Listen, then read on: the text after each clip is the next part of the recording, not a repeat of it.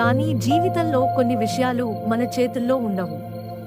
కానీ ఇప్పటికైనా నిన్ను నువ్వు అర్థం చేసుకోవడమే ముఖ్యమైన విషయం అని భూమిక అన్నది. సృజన తల్లిని చూస్తూ, నాకు కొన్ని ప్రశ్నలకు సమాధానం దొరకకపోవచ్చు, కానీ నా దగ్గర ఇప్పుడు కొత్త బంధాలు, కొత్త అనుభవాలు ఉన్నాయి.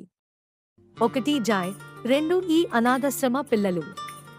వాళ్లతో గడిపిన సమయం నాలోని ఓ ఖాళీని నింపినట్టుంది అమ్మా అని సృజన అన్నది.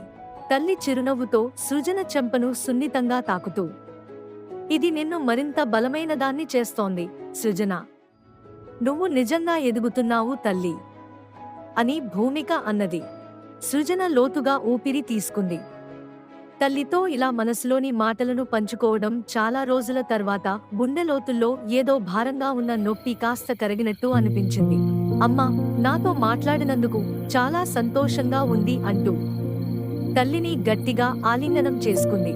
తల్లి హత్తుకుని కాసేపు నెమ్మదిగా సృజన తల నిమురుతుండగా సృజన మనసులో ఇంకా ఓ మాట తిరుగుతూనే ఉంది.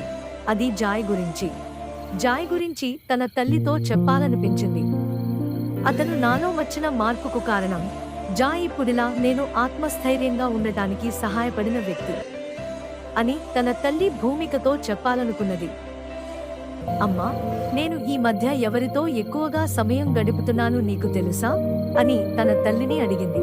తల్లి చిన్నగా నవ్వుతూ, హా, ఎవరో స్పెషల్ అనిపిస్తోంది కదూ అని తన కూతురి వైపు ప్రేమగా చూసింది. సృజన చిరునవ్వు ముత్యంలా ప్రసరించింది. అవును అమ్మా, అతని పేరు జాయ్. నాకు చాలా మంచి స్నేహితుడు. తల్లి ఆసక్తిగా తలెత్తి సృజన వైపు చూసింది. వెంటనే సృజన మాట్లాడుతూ, అబ్బా, జాయ్ గురించి నీకు చెప్పాలి అమ్మా, విను అన్నది. సృజన కాసేపు ఆలోచించి, అమ్మా, జాయ్ ఓ విచిత్రమైన వ్యక్తి. నేను టెన్షన్లో ఉంటే నన్ను నవ్విస్తాడు, ఒత్తిడిలో ఉంటే భరోసా ఇస్తాడు. కొన్నిసార్లు నువ్వు నాకు నేర్పిన కొన్ని ముఖ్యమైన విషయాలను జాయ్ మాటల్లో గుర్తిస్తాను అని అన్నది. ఈ కథను ఇంకా వినాలి అనుకుంటే మరొక ఎపిసోడ్ కొరకు వేచి ఉండండి.